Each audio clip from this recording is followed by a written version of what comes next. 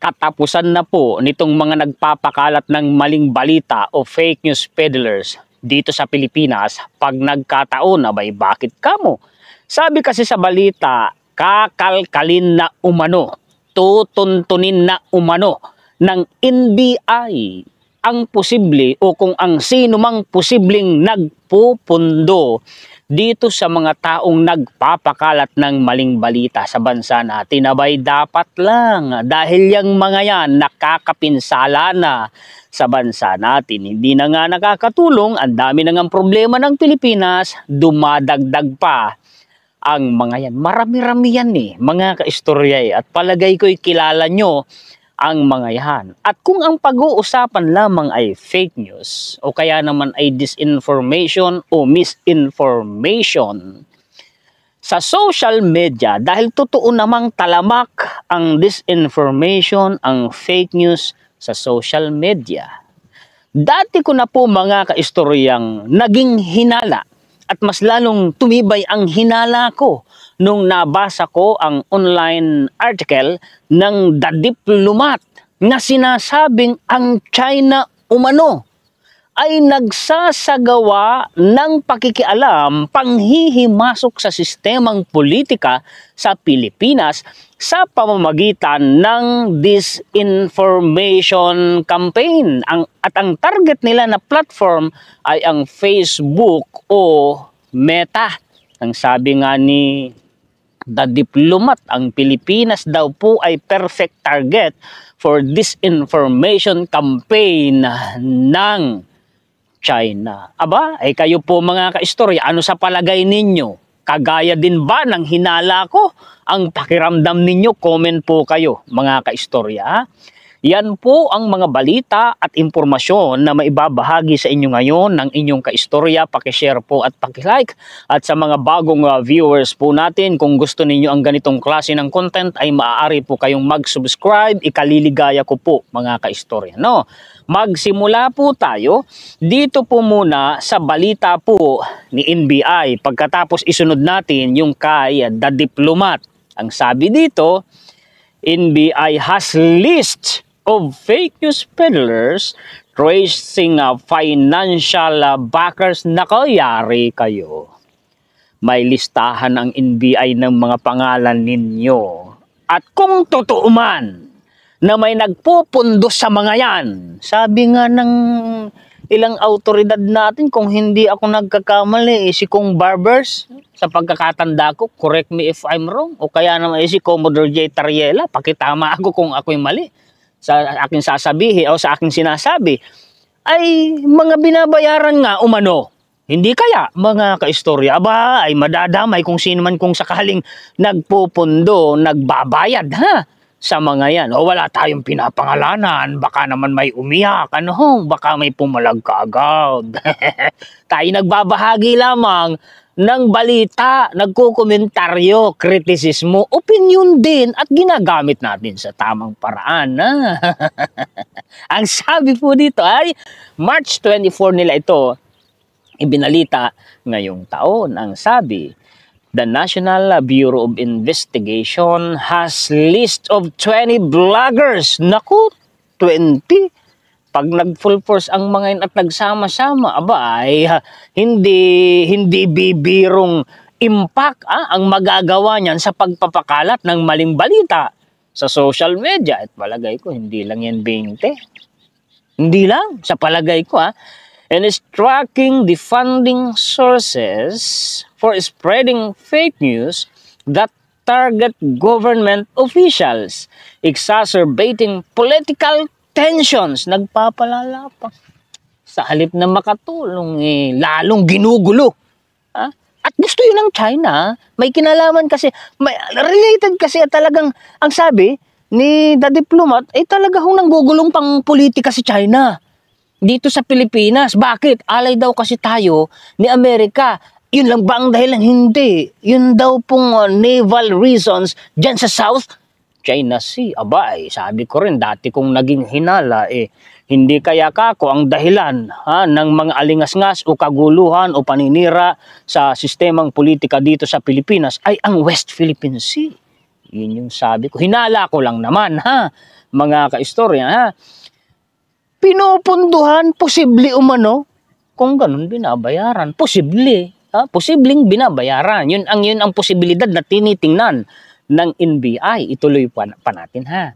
A common theme runs through in the kind of disinformation being circulated sa social media. Talamak ito, lalo na nung nagsimula ang pagiging talamak. Anyway, meron na dati, pero naging talamak talaga noong noon pong inaresto ng Interpol ang dating Pangulo. Nakikita naman natin sa social media, tayo naman ay saksi dyan, A common theme runs through in the kind of disinformation being circulated, raising suspicions of coordinated efforts, Santiago told reporters after the graduation ceremony at the NBI Academy. Coordinated efforts. Ibig sabihin, halos sa synchronous, no?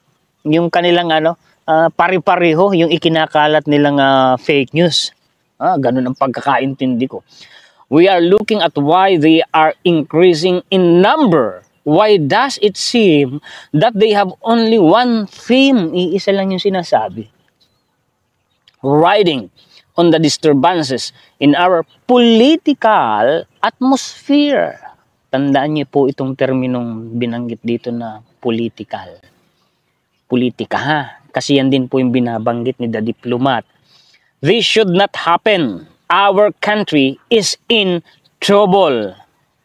Delikado ang kalagayan ng Pilipinas dahil din sa ilan nating mga kababayan na okay lang sana kung opinion lang talaga. Pero kapag maling impormasyon na, gumagawa na ng kwento para lamang siraan ang sino mang nasa gobyerno, hindi na maganda yun. Iba na ang impact nun, iba na ang epekto nun. Hindi mo na masasabing yan ay freedom of speech na. No. Kasi tayo gumagamit, gumagamit ako ng freedom of expression, freedom of speech, pero hindi natin ginagamit sa paninira, hanggang sa komentaryo, kritisismo lamang tayo, opinion, hanggang dun lamang tayo, masama kasi, na sarili mong bansa, sisiraan mo, sarili mong bansa, aatakihin mo, hindi maganda yan. Hindi maganda po ang epekto niyan at saka, kasalanan kasi yan, mabigat sa konsensya yan, mga kaistorya, Our country is in trouble, citizens will be confused. Maraming naliligaw. Actually, may mga kaibigan nga ako, may mga kakilala nga ako na naniniwala sa mga fake news. Sila ba yung mga uri ng mga tao, ewan ko ba, nakapag-aral naman. Magagaling nga mag-English. Pero kung bakit nadadala ng mga fake news, hindi sila marunong magdistingge ng totoo at maling balita. Ang bilis nilang maniwala. Sa bagay, sabi nga may kasabihan, mas bilis umanong kumalat sa mundo ang kasinungalingan. Totoo naman yun. Kakadismaya lang. Sa bagay, hindi naman pare-pareho ang utak at dibdib ng tao, Okay, tuloy po natin, mga kaistorya. We have a list of these vloggers spreading fake news. Ask how many were on the list, he said. 20. Madami-dami. Beyond fake news spreaders, Santiago added that the investigation would extend beyond identifying individual spreaders, focusing on uncovering potential financial backers. Yun din ang hinala ko. Posible. Kasi hindi mo naman isusugal palagay kung unang-una yung future mo, yung pangalan mo. Kasi may hangganan ang kasinungalingan. Yung baluktot na gawain, may hangganan yan. Ngayon, iniimbestigahan ng TRICOM. Ako, pabor po ako sa ginagawa ng TRICOM, mga kaistor. Kasi hindi tamang talagang ang ina-attack, sinisira na. Hindi na basta yung nasa gobyerno, bansa na po natin, mga kaistor. Hindi ba pwedeng magkaisa na lang? Hindi ba pwedeng suportahan na lang ang nasa gobyerno sa ginagawang pagtatrabaho? Sasabihin nila, kasi ganito, kasi ganyan. Hindi naman totoo yung mga sinasabi nila. Sabi ko nga, mga kaistorya, kung may maipapakita sila na matibay na ebidensya, na totoo yung sinasabi nila, kakalas ako sa pagiging pro-government, papanigan ko sila. Wala puro bunga nga Mga halatadong inimbentong kwento. We are looking into whether they have someone leading them indicating a probe into possible funding sources behind the coordinated disinformation campaigns. Coordinate, isa nga lang eh. Iisa yung sinisigaw, iisa yung mga fake news na kinakalat. Isa, para bagang synchronous nga, para bagang follow the leader. Jurisdiction issue. One significant challenge that Santiago highlighted is the issue of jurisdiction kasi yung iba nasa ibang bansa. Mainly when vloggers and content creators are based overseas. Totoo naman eh, nasa overseas yung iba eh.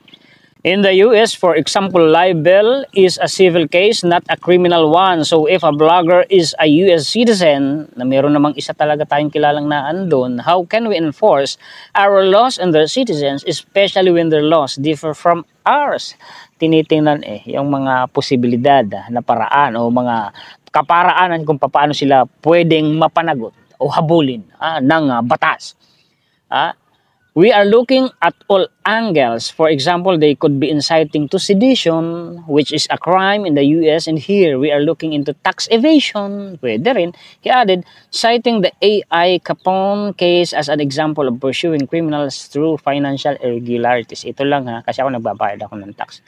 Tax evasion, kung hindi sila nagbabayad dito ng tax sa Pilipinas, paano kung US citizen na siya? Pwede siguro kung naka-dual citizenship siya. Kaya lang medyo mahirap yun, mabigat yun. Mga kaistorya. Nagbabayad na ng tax sa US, magbabayad pa ng tax sa Pilipinas. Ako kasi, dalawang klase ng tax ang binabayaran ko bilang isang vloggers. Matik na pa, bago ko pa matanggap ang sweldo ko, mga kaistorya, sa YouTube, ay kaltas na po yan ng withholding tax ng US 280 tax. Kung hindi ako nagkakamali, nasa 15%. Kaltas na yun, matik na yun, mga kaistorya. So, unang tax ko yun. Tapos, nagbabayad pa po ako ng withholding tax ko sa BIR. Kaya, doble ang tax ko.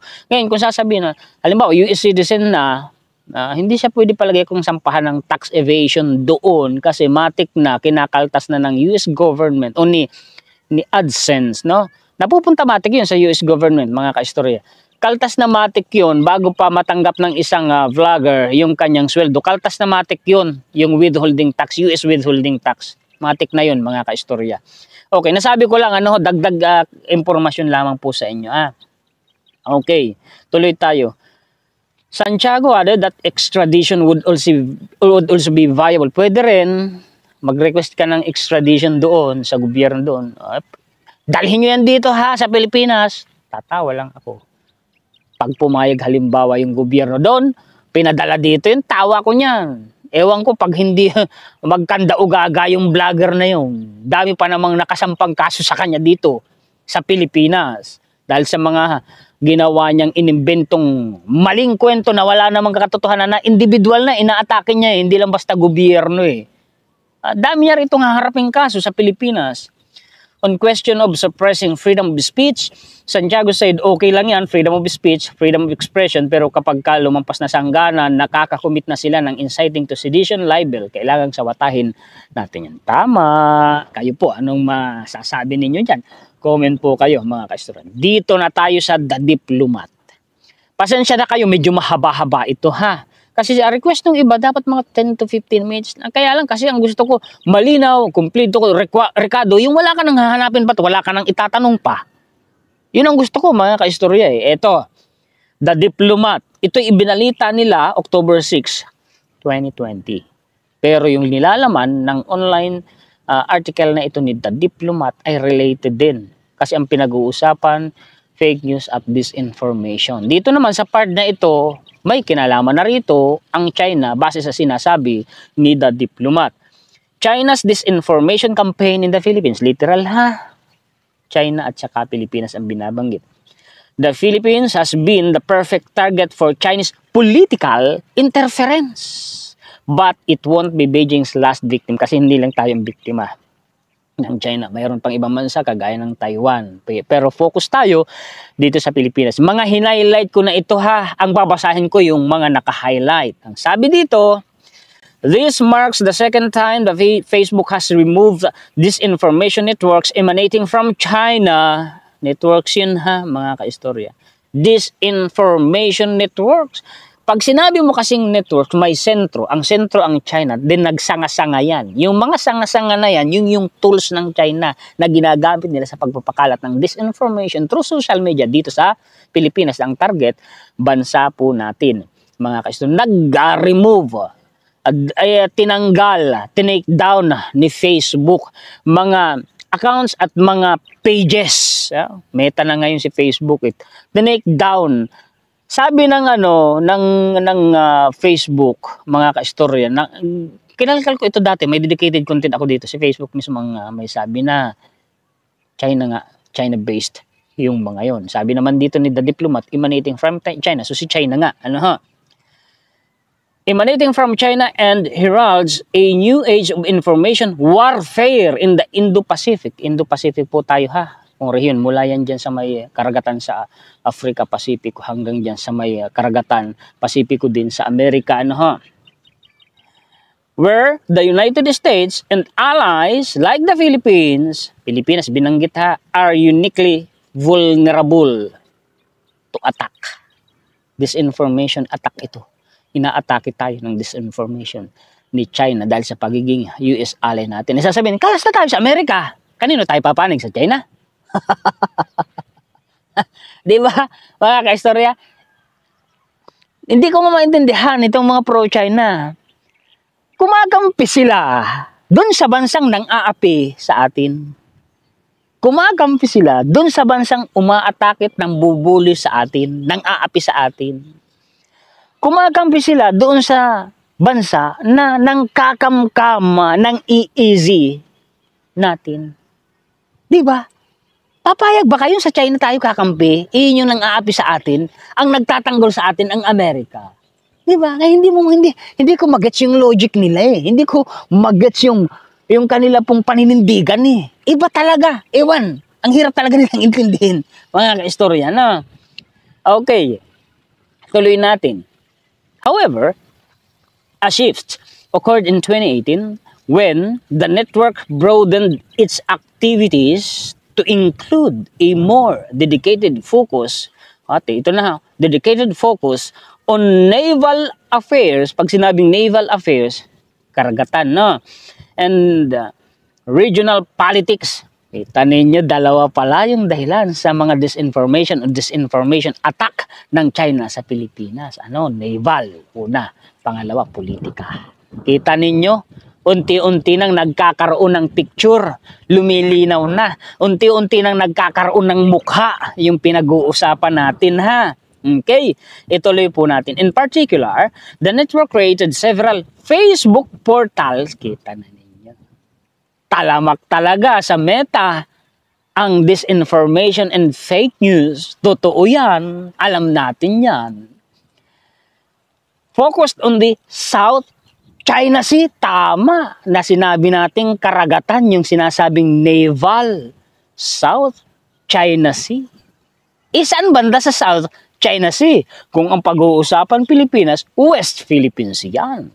I-easy natin. Diba? Yan na, malinaw na Okay. The trumpeted Chinese naval accomplishments and derided American activities. Kaya pala, pati yung mga ginagawa ng Amerika sinisiraan. Oo, yun pala yung dahilan. The network would eventually create pro-China, binanggit na, content targeting Indonesia and the US, but only managed to gain significant traction in the Philippines. Yun pala ang pinagmulan ng mga pro-China. Kaya pala sumibol ang mga pro-China, kagagawa ng China. Kasi kailangan pala nila ng mga content. Pag sinabi mong content, of course, may content creators. Wala naman ibang content creators na binabanggit kundi mga vloggers. Yun pala yung pinagmulan nila. Na, ito sinasabi dito mga kaistorya, content na tinatarget, ang binanggit dito Indonesia at Amerika, pero nagkaroon ng malaking, nag-boom sa Pilipinas. Kasi Pilipinas yung perfect target ng disinformation attack ng China. Kaya pala, Sumibol ang mga pro-China. Yun pala ang dahilan. Naval and politics. Kita ninyo. Linaw na. Okay, tuloy pa. The Philippines provided an ideal target for China to exercise its capabilities in foreign influence operations and is uniquely susceptible to manipulation through Facebook. Minamanipul. Mapapansin ninyo, nakaban sa China ang Facebook. Bawal ang mga mamamayan nila gumamit ng Meta. Pero gobyerno nila gumagamit ng Meta. Hindi lang basta isang account, hindi lang basta isang page, kundi network. Galing ng China, no? Yan yung tinatawag na and disinformation campaign na yan nila na marami silang kinakasangkapang galamay. Yan yung tinatawag na art of deception or art of war. Diba? Hanggang ngayon, nangyayari yan. Mga kaistorya, saksi tayo dyan. Beyond being an American ally and a strategic pivot in the Indo-Pacific, Pilipinas ang binabanggit, the Philippines is also the most, tingnan ninyo, kaya pala ginamit ni China ang Meta o ang Facebook. Kasi ang Pilipinas daw po is, the most social media addicted country in the world. Nako, Pilipinas daw po ang pinaka-addicted sa social media. Kaya pala, ang mga tao nakafocus sa social media, mga Pilipino. Kaya yun din yung pinuntahang platform ni China. Diba? Planado. Mga kaistorya. The Philippines tops the world in daily usage of social media. Daily usage na araw-araw ang mga Pilipino nakatutok sa social media. Kaya sinasabing tayo daw po ang nasa pinakaunahan ng listahan na pinaka-addicted sa social media. Totoo naman siguro. Kahit nga bata ngayon yung iba nga di pa nag-aaral, may gadget na nagti-TikTok na, may Facebook na, nanonood na sa YouTube. Palagay ko, totoo. Mga kaistorya, with Filipinos spending an average of roughly, ang sarap ng hangin, 4 hours per day. Maiksi pa yan. Yung iba nga nagpupuyat pa on social media. Facebook or Meta dominates the Philippine social media landscape with 75 million users 2020 pa. Ang taon na ito. Baka ngayon kulang-kulang 100 million users na ang Pilipino na gumagamit ng Meta. Kaya pala target ni China na dyan tayo atakihin ng disinformation sa Meta Biruin mo, 2020 pa lang, 75 million na Pilipino ang gumagamit ng Meta. 2025 na ngayon. Ilang milyon na kaya ang naidagdag? Representing 71% of the Philippines population. Baka ngayon, hindi lang 71%, baka mga 80 or 85% na ng populasyon ng Pilipinas, ng Pilipino, ang gumagamit ng Meta or Facebook. Facebook dominance as an information source has already made this information a common feature of Philippine politics. Totoo yun. Lalo na nga pag panahon ng eleksyon, ang mga Pilipino ay nakatutok sa mga vloggers. Ako naniniwala ako, mas nanonood ang mga Pilipino sa mga vloggers kaysa sa mainstream. Kaya nga mapapansin ninyo, yung mga nasa mainstream, nagbablog na rin. Diba? Napapansin nyo ba yun? Mga kaistorya. Since, it was critical to bolstering Rodrigo Duterte's presidential campaign in 2016, binanggit si the diplomat, since the election disinformation has continued to be employed to defend Duterte's violent war on drugs. Mga related, no? Yung mga sinasabi, no? Discredit critics and undermine rival media outlets like Rappler and ABS-CBN. It is the combination of social media supremacy and undermining of traditional media outlets that made the Philippines such a welcoming target for Chinese manipulation. Yun pala yung dahilan. Well, hindi naman natin sinasabing ito'y luklukan ng katotohanan itong article ni The Diplomat na ito. Ano ho, mga kaistorya. Kasi pagka ganito, pwede rin itong komentaryo o kaya naman ay opinion. Ano ho, nasa mga manonood naman ang pagkakataon para manimbang kung totoo ba o hindi o paniniwalaan nila o hindi. Ano ho, mga kaistorya. Beginning in March 2018, the Operation Naval Gazing. Ito yung disinformation campaign o information operation ng China na ang dahilan ay naval o karagatan. Began creating a series of Facebook accounts, pages, and groups. Yan yung network sa Meta na ginagamit ng China that explicitly targeted Philippine politics. Kita na ninyo. Lalo nang luminaw kung kanino wala pang taingan, meron na ngayon. No, mga kaistorya. The pages promoted the activities of politicians seen as sympathetic to China. Suportado umano ng mga pages na yon, mga kaistorya. Pinopromote nila yung mga politiko na pumapanig sa China. Including President Rodrigo Duterte. Si The Diplomat ang may sabi, binabasa ko lang his daughter Sara Duterte Carpio.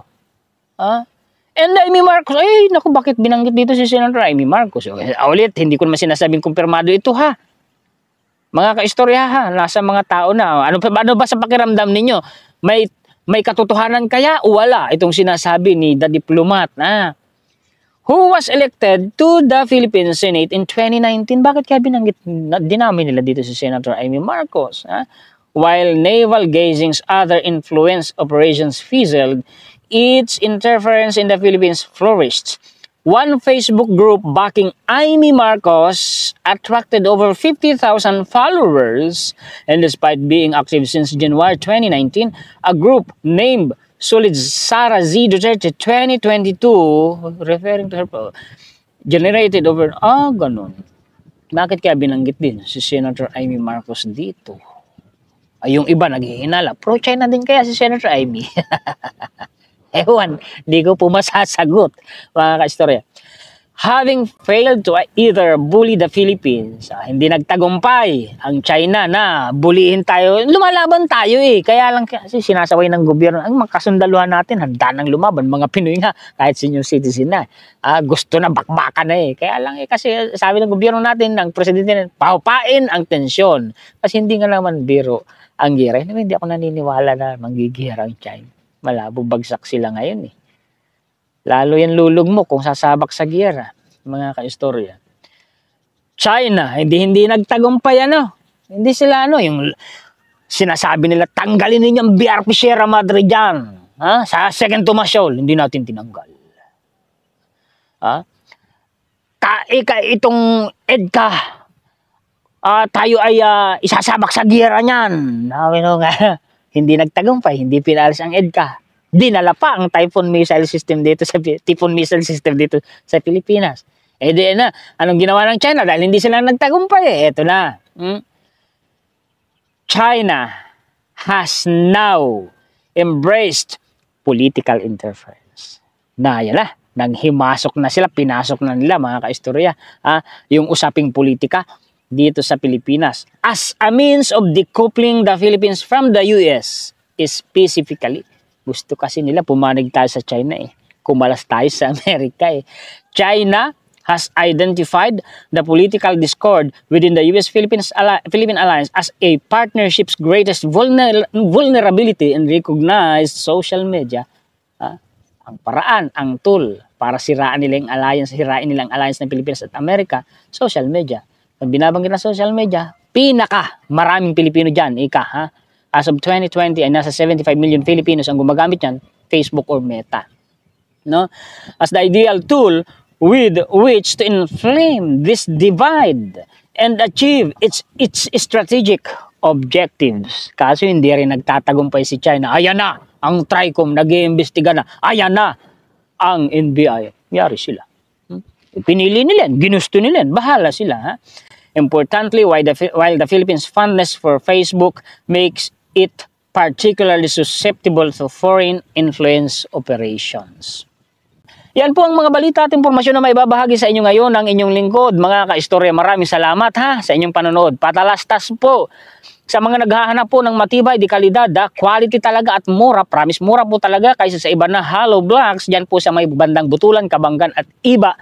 Zambales ay sa 7 Brillantes na po kayo bumili. Screenshot lamang ninyo ang kanilang contact number at tawagan ninyo. Kapag sinabi ninyong nirefer kayo ni Juan Historiador, bibigyan nila kayo ng discount. Malaki ang matitipid ninyo, promise. Ang kanilang lokasyon po ay along Paitan Road. Yun pong kalsada na papunta po ng Barangay Taugtog o kaya naman ay Kamara. Maraming hollow blockan sa banda dyan pero may signage naman po ang 7 Brillantes. Ano, ha?